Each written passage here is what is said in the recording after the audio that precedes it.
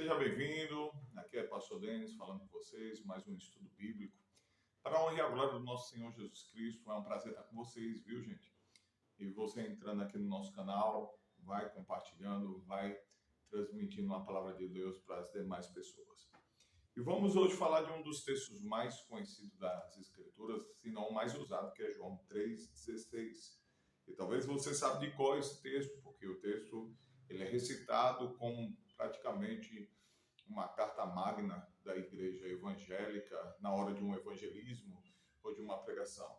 E a gente vai entender a respeito sobre esse amor de Deus e como esse amor de Deus alcançou e alcança pessoas de todas as eras, de todas as épocas e de todos os tempos. E João 3,16 diz assim: porque Deus amou o mundo e deu o seu Filho unigênito, para que todo aquele que nele crer não pereça, mas tenha a vida eterna.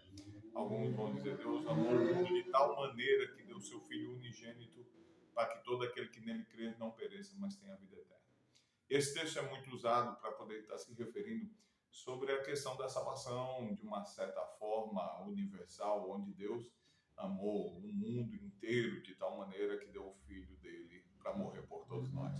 A afirmação que a gente vai escutar nos púlpitos e nas pregações constantemente. Mas quando nós pensamos no amor de Deus dessa maneira, desse jeito, algo começa a ser colocado em xeque. Uma é se esse amor alcançou o mundo inteiro e Deus entregou um presente para provar esse amor, que foi Jesus Cristo, então temos aí um grande problema com relação a isso. E esse grande problema seria o problema da frustração de Deus. Deus teria se frustrado? Deus se frustrou? Ou Deus foi pego de surpresa quando ele amou o mundo de tal maneira e esse mundo de maneira não completa, inteira, negou o amor de Deus? Algumas pessoas negaram e outras aceitaram. Então, essas pessoas que negaram o amor de Deus frustraram Deus. Esse é o grande perigo quando nós fazemos essa afirmação de João 3,16. O João 3,16 a gente vai perceber que ele está dentro de um contexto e ele está dentro de uma ideia bem profunda, que é um diálogo que Jesus Cristo está tendo com Nicodemos. E a gente vê que esse texto ele é cheio de frases que norteiam a nossa fé e que guia a nossa fé.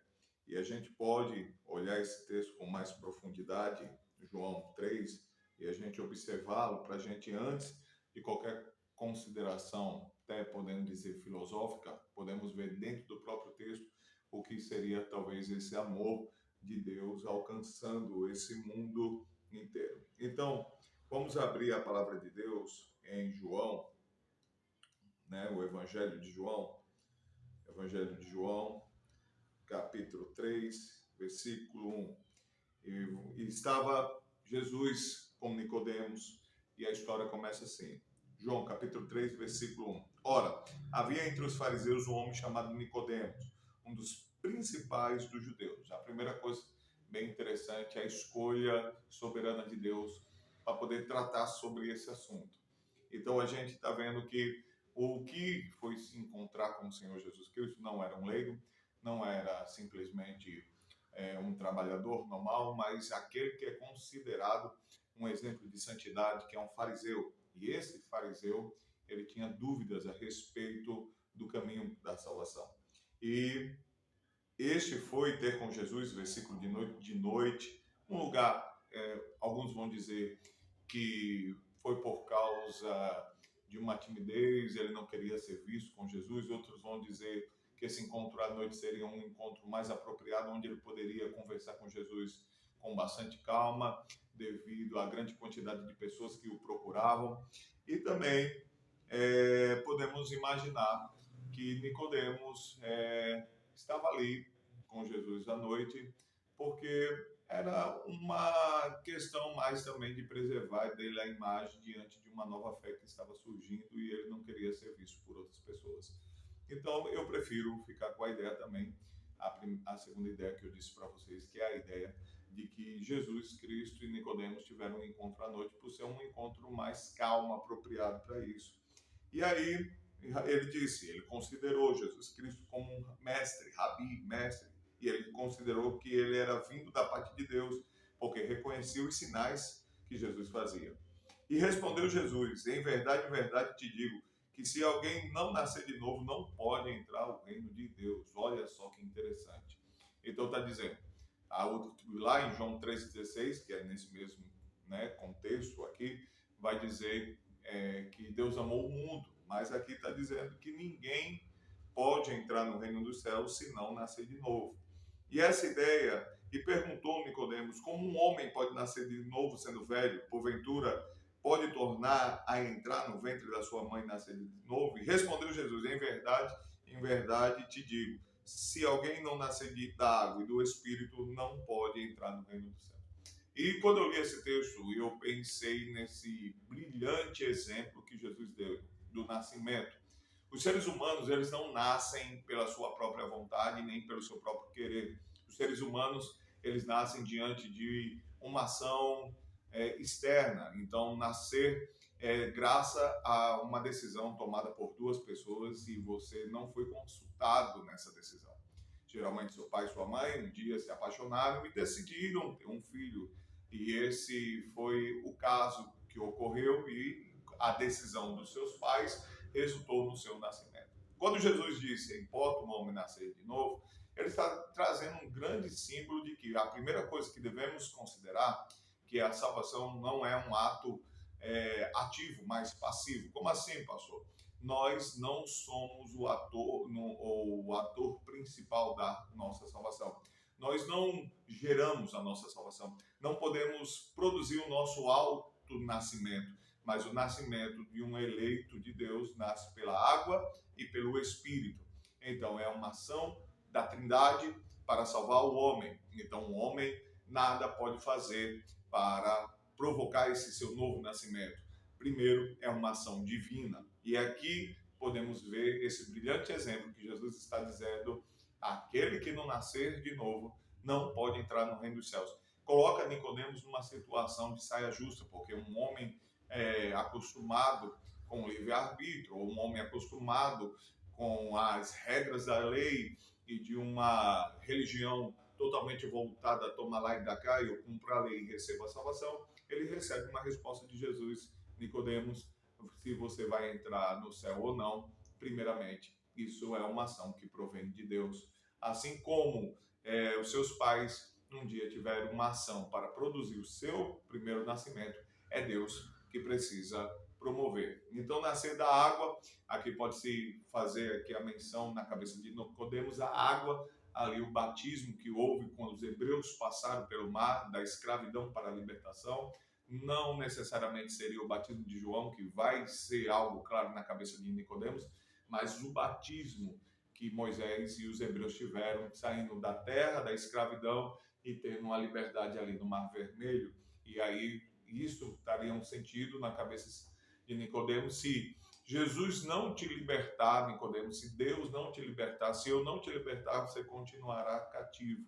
Se o anjo da morte não passar, se as pragas não caírem, a ira de Deus não lutar ao teu favor, te libertando da mão do seu senhor antigo, do seu faraó, nada poderá ser feito, Nicodemos. Então, preste atenção nesse exemplo maravilhoso, que assim como Deus precisou arrancar o povo hebreu do Egito, assim Deus precisa nos arrancar desse mundo, arrancar do pecado, nos arrancar dessa situação e nos libertar. E nascer do Espírito, é bem claro aqui, esse Espírito não seria o nosso espírito mortificado, nosso espírito, assim como a nossa carne está contaminada pelo pecado e nada pode fazer, mas aí precisamos da ação do Espírito Santo, que nos mostra o caminho, que revela Jesus Cristo como Salvador, que mostra os nossos erros e pecados, as nossas falhas e os nossos medos e os nossos anseios. Não, aí Jesus fala: não te admires que eu te havia dito, é necessário nascer de novo. O vento, versículo 8, é uma chave importante: o vento de Deus sopra onde quer e ouve a sua voz, não sabemos de onde vem e nem para onde vai, assim é todo aquele que é nascido do Espírito. É aqui que eu começo a aplicar sobre o amor de Deus. Então, o amor de Deus, ele está conectado com todos os atributos de Deus. E esse Espírito de Deus é o Espírito de Deus. E o Espírito de Deus faz o que ele quer e sopra onde quer. Nós não sabemos de onde vem e nem para onde vai. Nós sabemos que o amor de Deus, muitas vezes ensinado para nós, foi derramado sobre todo mundo, mas o símbolo aqui que é utilizado é o vento de Deus. O vento não sopra em todo lugar. O vento sopra em lugares específicos. O vento, ele sopra aonde ele quer soprar. Por isso que fala, o vento de Deus sopra onde quer. Então, o amor de Deus atinge aqueles que o Pai deseja atingir.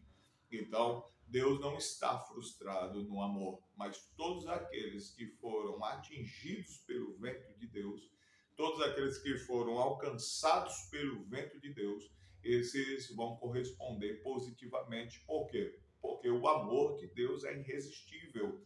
É como estávamos mortos e fomos revividos, ou revivificados, ou ressuscitados. Estávamos perdidos e fomos achados. E quando estávamos perdidos em nosso túmulo, ali como bem parecido o vale de ossos secos, né? E o profeta profetiza, sopra o vento sobre os quatro cantos, sopre sobre o vale de ossos secos, e aí o que acontece é que aqueles ossos não resistem ao vento, eles começam a corresponder à voz de ordem e ao vento que sopra, e a carne é formada, e logo a vida procura a vida, porque a graça é irresistível. Logo depois que você estava morto e o Espírito de Deus soprou sobre a tua vida, pela uma vontade de Deus em te amar, e você se levanta e você consegue perceber o local onde você estava, o estado que você estava e a situação que você se encontrava. E agora você consegue perceber seu estado caído e agora você consegue se levantar desse estado caído pela graça e pela misericórdia do vento de Deus que soprou na sua vida. E esse vento te coloca de pé. E agora a vida procura a vida. Eu gosto de usar esse exemplo. Um peixe que está morto, você pode pegar ele e jogar para dentro do mar. Ele vai voltar para a areia da praia, porque a morte procura a morte. Então, o lugar do peixe vivo não mais lhe pertence. Então, ele sempre voltará para a areia da praia. Mas, ao contrário, se você pescar um peixe vivo e tirar ele do anzol, ele vai se debater até alcançar o mar novamente, porque a vida procura a vida. E assim todos aqueles que foram ressuscitados por Deus, revivificados por Deus, encontraram uma vida, e a vida é eterna em Cristo Jesus, e correm desesperadamente para a vida. Então, o amor de Deus, o que Deus percebeu, é o que eu disse assim, quando Deus ele ofereceu o seu Filho, Deus amou o mundo de tal maneira que deu o seu Filho unigênito, para que todo aquele que nele crê não pereça, não tenha vida eterna. Não imagine Jesus Cristo como alguém apaixonado que não sabe a resposta da sua noiva, né? A igreja é a noiva de Deus. Então, Deus não estava indo ao encontro, né, com um presente na mão. Por exemplo, um namorado, quando vai na casa da sua namorada, né, ele vai com um presente na mão, ele tem 50% de chance de receber um sim e 50% de receber um não. E esse é o problema. Deus não estava indo ao encontro de alguém que ele tinha certeza que ia dar 100% de sim. Era 100% de não. Porque Deus não estava visitando uma noiva viva. Deus estava visitando uma noiva morta. E a noiva morta, né, noiva cadáver, vale aí lembrar daquele filme, ela não poderia corresponder ao amor de Deus. Então, em vez de Deus entregar um buquê de flores a uma noiva que estava morta, Deus prova o seu amor entregando uma vida. E Jesus Cristo era a vida que voltaria a trazer vida a essa noiva, que é a igreja que estava morta. E esse Cristo ressuscitou essa noiva, resgatou essa noiva e fez com que essa noiva pudesse novamente vê-lo, percebê-lo, senti-lo. E depois que ela recebe a vida, ela percebe que a morte é um lugar terrível e ela não quer retornar mais para a morte. Então, Deus, ele não trouxe a vida a pessoas que negaram ao nome dele. Deus trouxe a vida para todos aqueles que nele creem. Então, todo aquele que se manifestar de maneira positiva e crendo no Senhor Jesus Cristo, esse terá a vida eterna, e esse já tem a vida eterna, porque Deus te visitou e me visitou quando ainda éramos cadáveres, quando nós éramos uma noiva morta, quando a gente não tinha nenhuma poder de escolha, porque estávamos mortos em nossos pecados. Então Deus não é um apaixonado frustrado, mas Ele sabe o que faz. Ele sabia que a noiva ela tinha 100% de chance de não corresponder ao amor dele. E o que Deus faz? Ele entrega um presente valiosíssimo que é Cristo Jesus. Agora, você tem entendimento de que Deus, primeira coisa, é onisciente, e Deus, por ser onisciente, ele sabia perfeitamente que o plano dele daria certo. O que Deus viu na sua onisciência? Ele viu uma noiva incapaz de corresponder, de buscá-lo, de amá-lo, de corresponder afetivamente, e viu o sucesso do presente dele, que é Cristo Jesus. E Cristo conquistou esse presente, né? Cristo foi esse presente dado a essa noiva e resgatou a noiva da morte e levou para perto de Deus. João capítulo 15, versículo 16, vai dizer assim: não foste vós que me escolheste, pelo contrário, eu vos escolhi.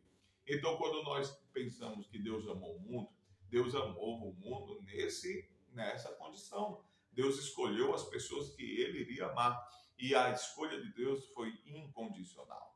Todos nós estávamos no mesmo estado, todos nós estávamos na mesma situação, e todos nós estávamos mortos em nosso pecado. E Deus escolheu alguns desses que estavam mortos e deu a vida.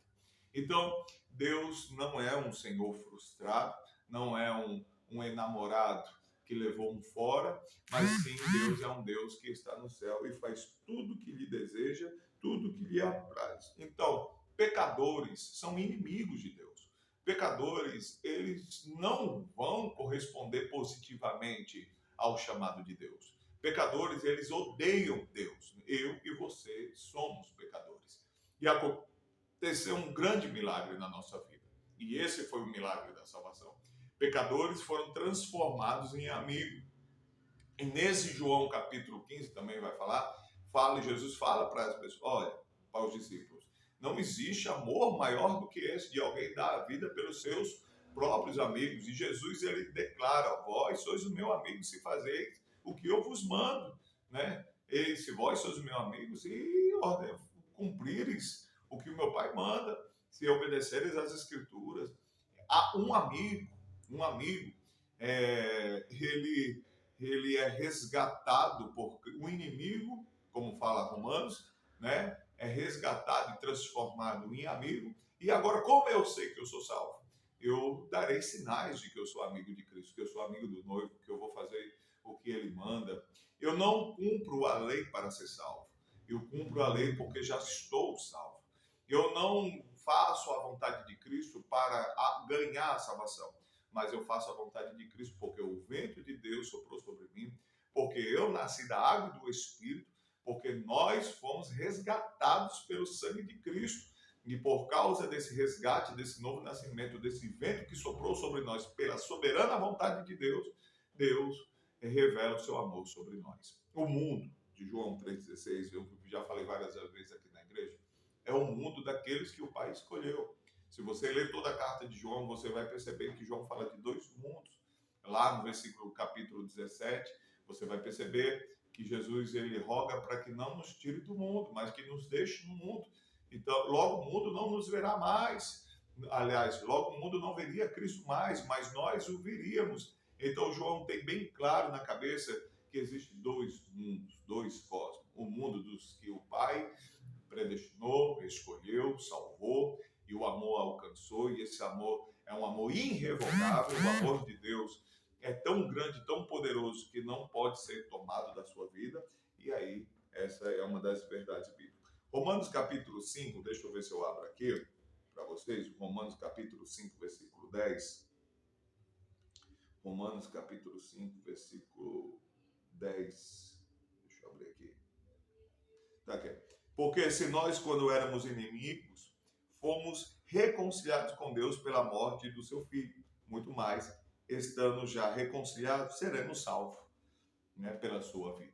Então, presta atenção, Paulo ele é bem claro dizer, éramos inimigos de Deus, estávamos longe de Deus, odiávamos Deus, além de mortos, éramos inimigos de Deus, tínhamos ódio de Deus, e Deus prova o amor dele enviando seu filho para morrer por alguns inimigos. Por que por alguns? Se Deus enviasse Jesus para morrer por todos os inimigos, todos esses inimigos provariam a ressurreição espiritual, a regeneração espiritual, o novo nascimento espiritual. Logo perceberiam que a gloriosa glória de Cristo é muito melhor e muito superior ao estado que eles se encontravam, e logo eles não decidiriam voltar mais para a tumba fria de suas almas, dos seus pecados, da sua escravidão, desse mundo e escravidão, e logo não queria voltar para o estado podre do pecado, o estado fétido da queda,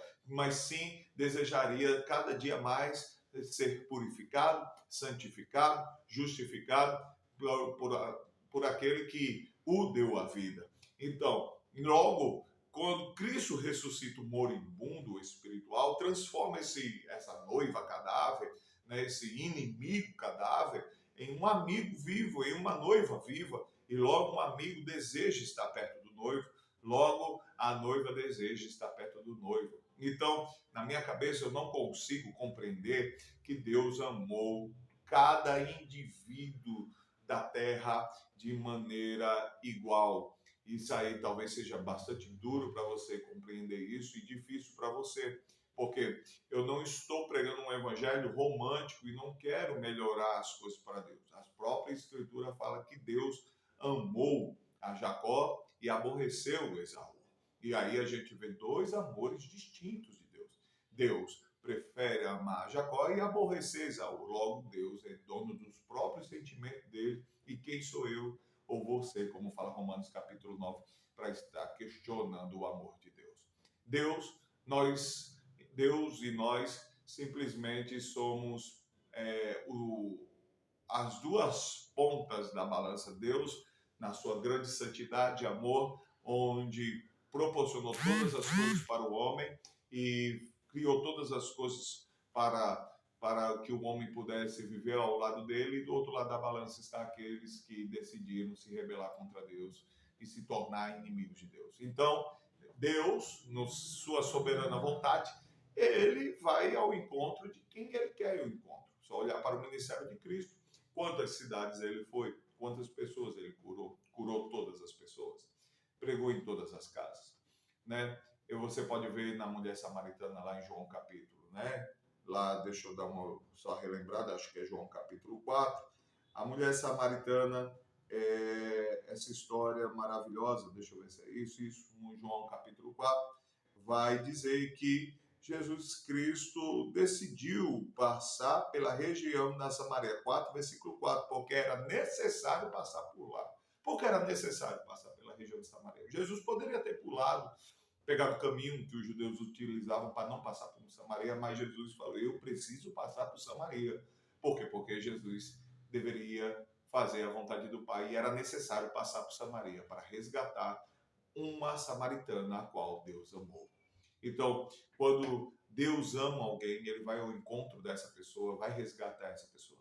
E aqui, chegando ao ponto alto dessa reflexão aqui para vocês, de 30 minutos, bem rápido, para a gente depois meditar isso de maneira mais profunda, é que quando alguém bate na sua porta para evangelizar e falar assim, Jesus te ama, você deveria se alegrar muito com essa frase, porque essa frase é valiosa. Não é um amor que foi derramado de maneira banal para todos. É um amor raríssimo. É um amor que praticamente será propriedade de algumas pessoas, porque esse amor é o amor de Deus, e Deus dá o amor dele a quem ele quer dar. Então, Deus sopra o vento do amor sobre uma casa, mas a outra talvez não será alcançada com o vento desse amor. E quando alguém vai falar de Jesus para você através do Instagram ou do Facebook pelo WhatsApp, você escuta a voz de Deus te chamando, filho, filha, eu te amo, e você tem convicção que Deus te amou, porque logo no teu coração você tem desejo de correr desesperadamente para perto de Cristo, meu amigo, você fique sabendo de uma coisa, você foi alcançado pela coisa mais rara, mais preciosa. Deus amou o mundo, mas que mundo? O mundo daqueles que nasceram de novo, daqueles que ele lutou para nascer de novo, aqueles que Cristo morreu na cruz. Mas, pastor, me ensinaram que Cristo morreu por todos. Se Cristo tivesse morrido por todos, o sacrifício de Cristo é forte, poderoso, suficiente para resgatar qualquer pecador do seu pecado e logo estariam justificados, livres, ressuscitados, mas não essa realidade que a gente vê. Eu sou pregador, já prego a palavra de Deus há bom tempo, quase 15 anos ou isso, eu tenho pregado a palavra de Deus. Eu termino um apelo e eu falo uma pregação como essa, né, pastor? Realmente é difícil de ver pessoas se convertendo. Sim, a gente vê um, dois, tendo uma resposta, tendo uma reação. É a mesma mensagem, mas tem reações diferentes. Eu penso que essa relação não é pelo livre-arbítrio, mas é como a gente viu em João 15,16, é porque Deus nos escolheu, e quando Ele nos escolhe, meu amigo, nada pode frustrar o amor de Deus. Eu gosto de lembrar desse texto aqui, que eu vou dar uma relembrada aqui, e às vezes a gente acha que a gente está no controle, agindo Deus, quem impedirá? Né? A gente tem esse texto bíblico, lá em Isaías 43:13, né, fala assim, desde os dias mais antigos eu sou.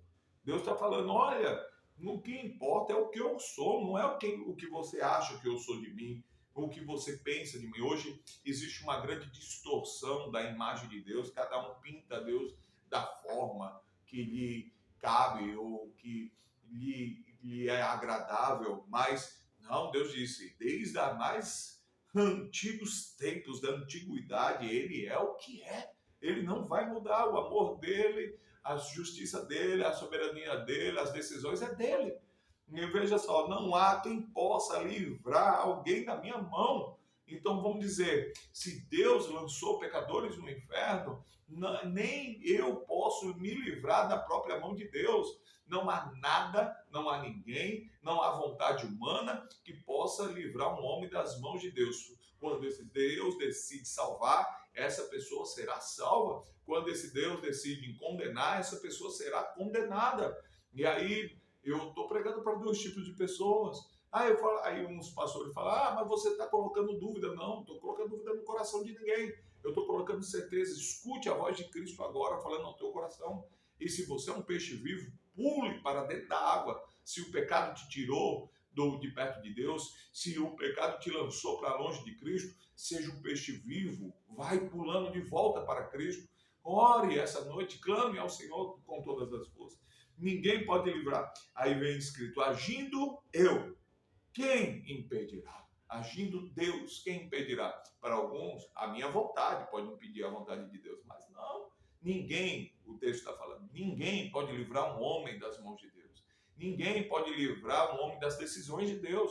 Agindo Deus, quem impedirá? E se Deus agiu pela sua salvação, ninguém pode. Então, quando você escutar mais uma vez esse texto, né, que Deus amou o mundo de tal maneira que deu seu Filho unigênito, para que todo aquele que nele crê não pereça e tenha a vida eterna, lembre-se que esse amor não foi para todos, esse amor foi selecionado, esse amor alcançará como um vento, aonde deve ser alcançado. Esse amor irá alcançar quem Deus deseja alcançar. O vento de Deus sopra onde quer, ou seja, o amor de Deus alcança aqueles que Deus deseja alcançar.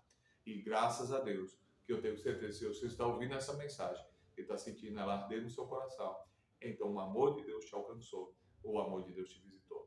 Fique na paz do Senhor e quero orar por você. Senhor Deus, nesse exato momento, que o Senhor abençoe as pessoas que estão ouvindo essa mensagem.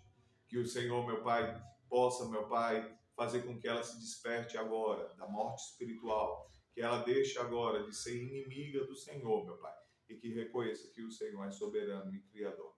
Senhor Deus, nós acreditamos, meu Pai, em todas as coisas da Tua palavra, e o Senhor faz as suas coisas do seu jeito, da sua maneira. E tenho certeza que o Senhor não é um Deus frustrado.